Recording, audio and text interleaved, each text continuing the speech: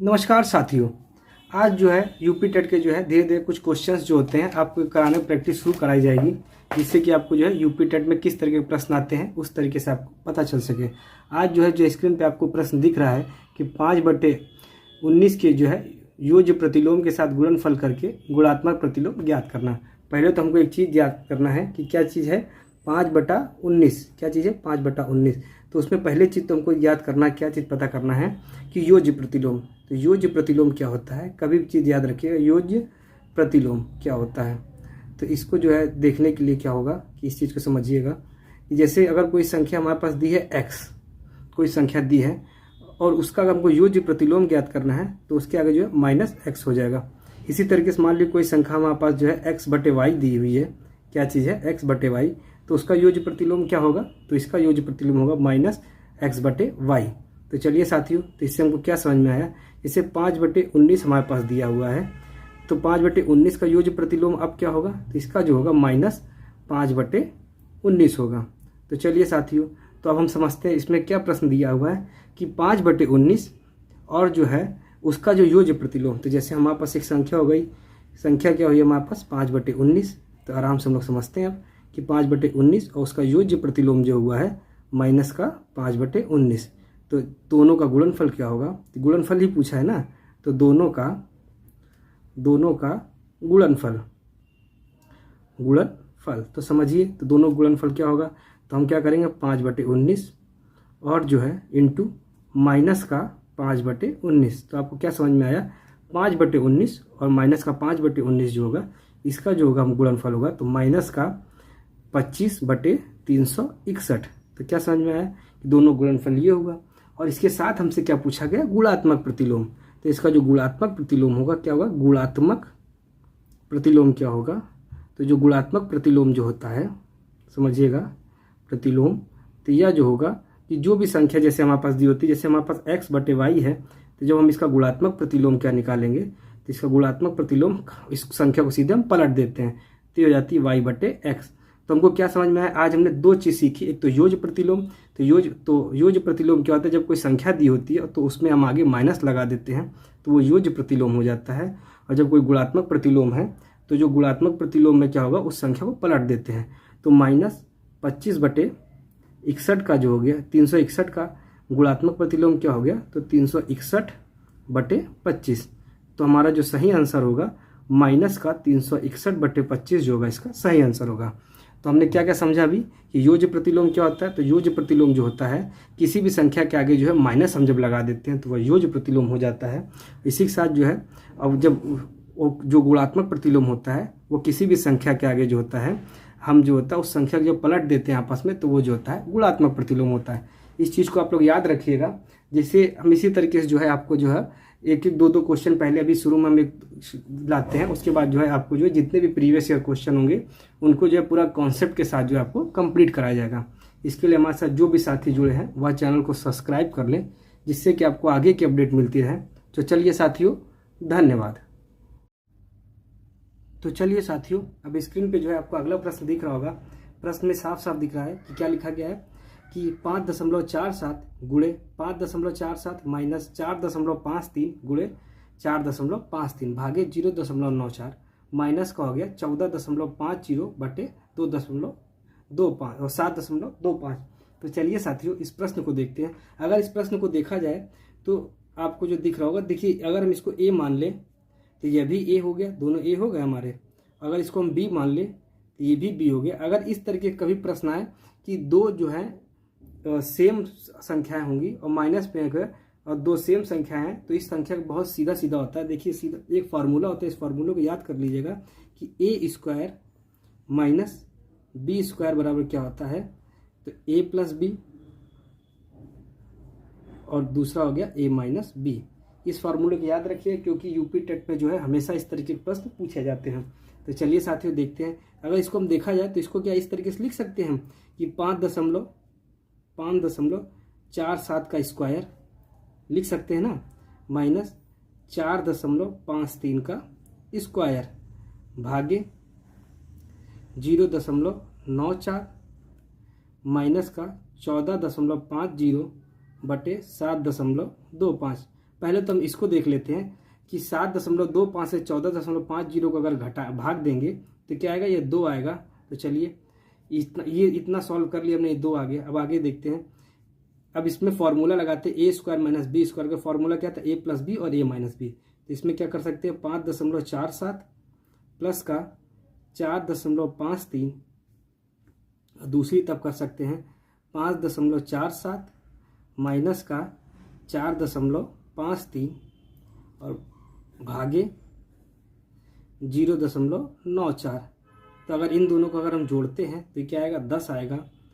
और अगर इससे इसको घटाएंगे तो ये आएगा 0.94। क्या आया, 0.94 भागे 0.94। और इधर ये माइनस का जो 2 था इसको भी साथ ले चलिए, माइनस का 2। तो इससे जो है ये कट गया। तो 10 माइनस का 2 बराबर क्या हुआ, 8। तो जो सही आंसर क्या होगा, 8 होगा इसका सही आंसर। तो चलिए साथियों, अब हम अगले प्रश्न की ओर आगे बढ़ते, जो है प्रीवियस ईयर के प्रश्न है, तो इनको ध्यान रखिएगा। तो चलिए साथियों, तो आपने पहला प्रश्न आपको स्क्रीन पे दिख रहा होगा। स्क्रीन पे क्या है कि जो है 65 तथा व 117 का जो है मासा आपको क्या दिया गया है, मासा जो है आपको दिया गया हुआ है, मासा क्या दिया गया है, यह दिया गया है 65 m का 117 है। तो इसमें जो है m का मान पूछा गया है। तो चलिए, यह क्वेश्चन काफ़ी इजी होते हैं। पहले तो हम इन क्वेश्चनों को देख सकते हैं कि हम पहले तो इसका मासा निकालते हैं। तो मासा कैसे निकालेंगे, पहले हम जो है बिल्कुल बेसिक से देखते हैं कि देखिए 65 और 117 है, तो हम इसका मासा निकालेंगे। जो छोटी संख्या होगी उससे बड़ी संख्या को हम भाग देते हैं। तो देखिए 65 एकम 65, तो क्या आया, एक बार में गया और 52 बचा। तो 52 से अब हम जो है जो जिस संख्या से हम लोग भाग देते हैं उस संख्या में भाग देते हैं शेषफल से। तो हमने क्या किया, 52 से 65 में भाग दिया, तब क्या हुआ, 52 बार में एक बार में गया 52 से, तो यह आया 52। तब क्या बचा, 13 बचा। अब हम जो है 13 से जो है 52 को भाग देंगे। कभी भी जो भी शेषफल आता है उससे जो है जिस संख्या से हम भाग दे रहे हो तो उसमें भाग दिया जाता है। तो 13 चौको 52, तो जिस भी संख्या से आखिरी में कट जाता है तो वो मासा होता है। तो क्या बचा हमारा, इसमें मासा क्या आया है, तब हमारा मासा आ गया, क्या आ गया, मासा आया है 52 आ गया है, तब आ गया है। मगर इसके अनुसार, क्वेश्चन के अनुसार हमारा जो क्या था मासा, तो हमारा मासा क्या था, यह था कि 65 m, सॉरी मासा हमारा आ गया 13 आ गया है। तो अब जो है हमारा क्वेश्चन के अनुसार क्या हो गया कि 65 m - 117 बराबर क्या होगा, 13। तो चलिए साथियों अब आगे देखते हैं। तो आगे क्या होगा कि 65 m बराबर जो हो गया 13 + 117। चलिए अब देखते हैं। तो 65 m बराबर क्या होगा, तो 65 m बराबर हो गया 130 हो गया। तो m बराबर क्या हो गया, तो 130 बटे 65। तो m बराबर क्या आया, 2 हो गया। तो हमारा m का मान कितना आ गया है, 2 आ गया। तो इसका जो सही उत्तर क्या होगा, इसका सही उत्तर होगा 2। तो चलिए साथियों अब अगले प्रश्न की ओर हम आगे बढ़ते हैं। तो चलिए साथियों अब जो है हम अगला प्रश्न देखते हैं। अगला प्रश्न बिल्कुल सीधा सीधा आपको स्क्रीन पर दिख रहा होगा कि क्या लिखा है कि एक झील की लंबाई 40 मीटर है, चौड़ाई जो है 10 मीटर है तथा इसमें जो है 1200 मीटर जो है 1200 घन मीटर पानी भरता है। तो इसकी गहराई पूछी गई है। एक चीज़ याद रखिएगा, जब किसी भी चीज़ में कोई सामान हम भरते हैं, जैसे आपने देखा होगा कि जैसे झील में पानी भरना या फिर कुएं में पानी आना, तो ये जो होता है हमेशा वॉल्यूम इसे बोला जाता है। वॉल्यूम क्या चीज़ होती है कि किसी भी चीज़ में जब हम कोई चीज़ भर देते हैं तो उसे वॉल्यूम कहा जाता है। इस कॉन्सेप्ट को याद रखिएगा। तो वॉल्यूम जो क्या होता है, इसका फॉर्मूला देखा जाए तो V = L × B × H होता है। इसमें गहराई पूछी गई है तो गहराई को हम H से डिनोट कर सकते हैं।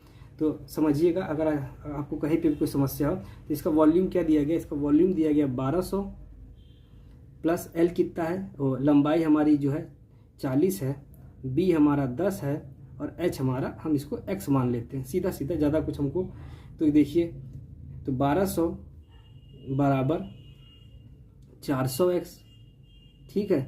तो हमने x बराबर क्या हो गया, 1200 भागे 400।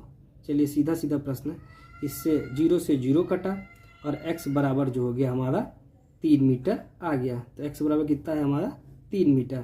तो चलिए साथियों अब हम अगला प्रश्न देखते हैं। यहाँ तक आपको अब समझ में आ चुका होगा। तो चलिए साथियों, अब हम अगला प्रश्न देखते हैं। अगला प्रश्न भी इसी तरीके से दिया है, आपकी स्क्रीन पे आप देख रहे होंगे। तो अगले प्रश्न में क्या दिया गया हमारे कि जब दो संख्याएं हैं जिसका जो है एचसीएफ कितना है हमारे पास 35 है, पहली उसमें जो एलसीएम कितना दिया गया 525 दिया गया। एक संख्या कितनी हुई 175 है, तो दूसरी संख्या ज्ञात कीजिए। देखिए जितने भी फॉर्मूले लिखवाए जा रहे हैं उनको बिल्कुल आप लिख के रखिएगा, जिससे कि आने वाले प्रश्नों में आपको ज़्यादा से ज़्यादा फायदा मिल सके। तो चलिए साथियों, देखिए इसमें जो है एचसीएफ दिया है 35, एलसीएम दिया है 525, एक संख्या दी है 175 तो दूसरी संख्या एक्स मांगी है, उसको हमको ज्ञात करना है। तो आप समझ गए होंगे। देखिए इसका सीधा सीधा फॉर्मूला होता है कि पहली संख्या गुणे दूसरी संख्या बराबर एचसीएफ मासा गुणे लासा एलसीएम।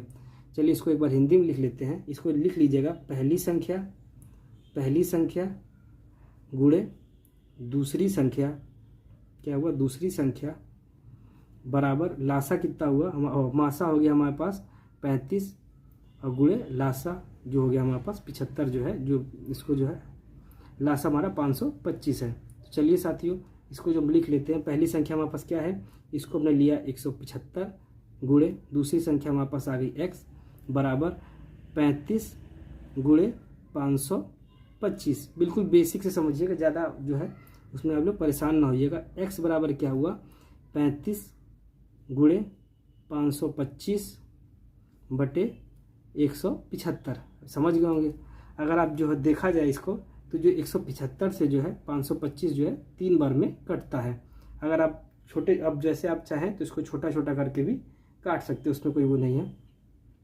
तो x बराबर क्या हुआ 35 गुणे 3। तो चलिए साथियों अब आगे देखते हैं, x बराबर कितना हुआ, तो ये हो गया 105। तो आपकी दूसरी संख्या क्या आई 105। चलिए एक बार सभी प्रश्नों को देख लेते हैं। आपने पहली संख्या क्या देखी थी, लासा प्लस मासा वाली, तो हमने सिंपल मासा निकाल के बराबर कर दिया था। दूसरी संख्या में फॉर्मूला आपने देखा था कि ए स्क्वायर माइनस बी स्क्वायर, तो क्या होगा ए प्लस बी और ए माइनस बी फॉर्मूला हो जाएगा। उसके बाद आयतन वाला प्रश्न देखा, और हमने फिर देखा लासा गुण, ये अभी देख लिया है। इसके अलावा एक प्रश्न अभी हमने देखा जिसमें योगात्मक प्रतिलोम और योज्य प्रतिलोम और गुणात्मक प्रतिलोम जो देखा है। तो चलिए साथियों आज के सभी प्रश्न हम यही समाप्त करते हैं। इस तरीके से धीरे धीरे हम प्रश्नों की संख्या बढ़ाएंगे। अभी क्या है, एक साथ यदि हम प्रश्नों की संख्या करते हैं, जो भी नए साथी है हमारे साथ उनको जो है समय लगेगा, इसलिए जो है हम इसको एग्ज़ाम से पहले जो है पूरे सारे प्रश्नों को कंप्लीट करा देंगे। इसलिए जो है सभी साथी हमारे साथ जुड़ने के लिए चैनल को सब्सक्राइब कर ले, जिससे कि आपको आगे की अपडेट मिलती रहे। तो चलिए साथियों, धन्यवाद।